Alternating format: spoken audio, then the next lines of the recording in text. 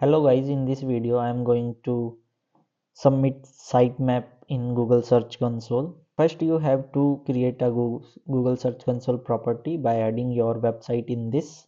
Now move to the sitemap section.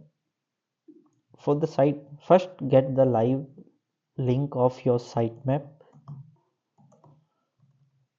sitemap.xml. Now copy the live sitemap URL and paste here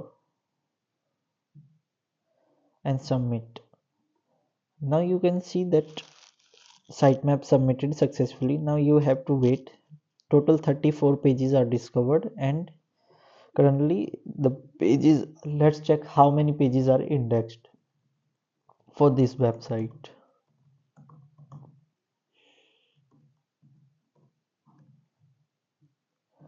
Oh, currently 1 2 3 4 5, only 4, 1 2 3 4, 4, only 4 pages are indexed. Let's wait and see to 2 to 3 days and check how many pages are increased, index status increase. Thank you for watching.